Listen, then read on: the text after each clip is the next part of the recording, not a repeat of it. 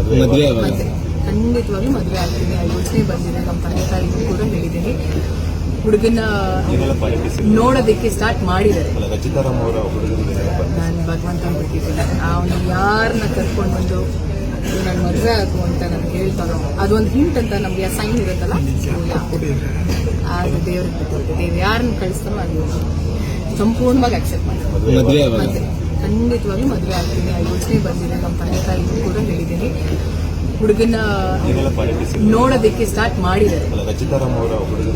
ನಾನು ಭಗವಂತ ಬಿಟ್ಟಿದ್ದೀನಿ. ಅವನು ಯಾರನ್ನ ಕರ್ಕೊಂಡು ಬಂದು ನನ್ನ ಮದುವೆ ಆಗು ಅಂತ ನನ್ಗೆ ಹೇಳ್ತಾನೋ ಅದೊಂದು ಹಿಂಟ್ ಅಂತ ನಮ್ಗೆ ಆ ಸೈನ್ ಇರುತ್ತಲ್ಲ, ಅದು ದೇವ್ರಿಗೆ ಬಿಟ್ಟಿರುತ್ತೆ. ದೇವ್ರು ಯಾರನ್ನ ಕಳಿಸ್ತಾನೋ ಅದು ಸಂಪೂರ್ಣವಾಗಿ ಅಕ್ಸೆಪ್ಟ್ ಮಾಡಿ ಖಂಡಿತವಾಗ್ಲೂ ಮದುವೆ ಆಗ್ತೀನಿ. ಆ ಯೋಚನೆ ಬಂದಿದೆ. ನಮ್ಮ ತಂದೆ ತಾಯಿಗೂ ಕೂಡ ಹೇಳಿದ್ದೀನಿ.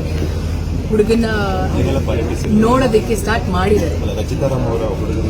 ನಾನು ಭಗವಂತ ಬಿಟ್ಟಿದ್ದೀನಿ. ಅವನು ಯಾರನ್ನ ಕರ್ಕೊಂಡು ಬಂದು ನನ್ನ ಮದುವೆ ಆಗು ಅಂತ ನನ್ಗೆ ಹೇಳ್ತಾನೋ ಅದೊಂದು ಹಿಂಟ್ ಅಂತ ನಮ್ಗೆ ಆ ಸೈನ್ ಇರುತ್ತಲ್ಲ, ಅದು ದೇವ್ರಿಗೆ ಬಿಟ್ಟಿರುತ್ತೆ. ದೇವ್ರು ಯಾರನ್ನ ಕಳಿಸ್ತಾನೋ ಅದು ಸಂಪೂರ್ಣವಾಗಿ ಅಕ್ಸೆಪ್ಟ್ ಮಾಡಿ